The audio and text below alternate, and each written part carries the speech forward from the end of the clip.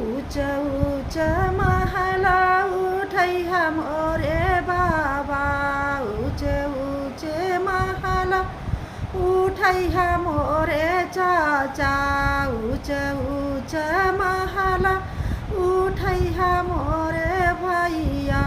अरे झालर लइहा के वाड़ी रे ललनावा, अरे झालर लइहा के वाड़ी रे ललनावा।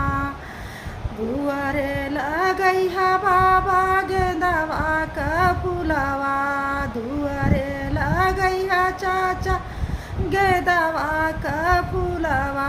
अरे आंगने में तुलसी का गाछी रे ललनावा, अरे आंगने में तुलसी कई गाछी रे ललनावा।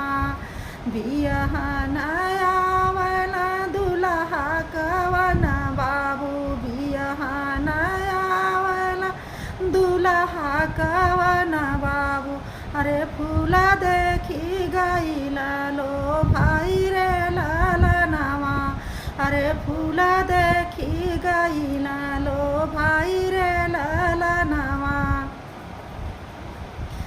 जी नहीं हम लेबै बाबा दान दहे जवा, नहीं हम लेबै ससुर दान दहे जवा। अरे हम लेबै गेंदवा का फूल रे ललनावा, अरे हम लेबै गेंदवा कई फूल रे ललनावा। हे तनी बचन जावा सुनली कवन बेटी, हे तनी बचन जावा सुनली कवन बेटी। उठली लहंगा फहराई रे ललनावा, अरे उठली लहंगा फहराई रे ललनावा। दान दहेज बाबा सब कुछ दिहा, दान दहेज चाचा सब कुछ दिहा। अरे एक जानी दिहा गेंदा फूल रे ललनावा, अरे एक जानी दिहा गेंदा फूल रे ललनावा। हमर दुलरुआ हउै भैया कवन सिंहा, हमर दुलरुआ हउै भैया कवन सिंहा। उहै खेली है गेंदवा का फूल रे ललनावा, अरे उहै खेली है गेंदवा का फूल रे ललनावा। हे तनी बचन दुल्हा सुनही ना पावला, हे तनी बचन दुल्हा सुनही ना पावला।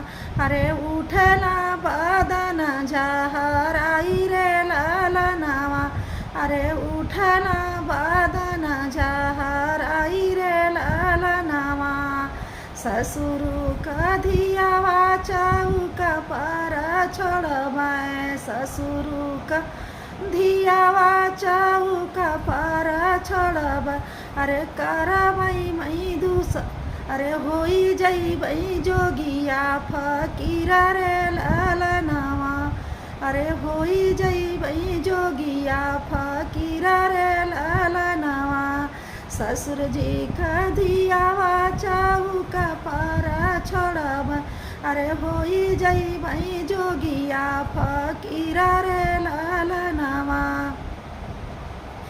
एतनी बचन जावा सुनली कवन बेटी, उठली लहंगा झहराई रे ललनावा, अरे उठली लहंगा झहराई रे ललनावा।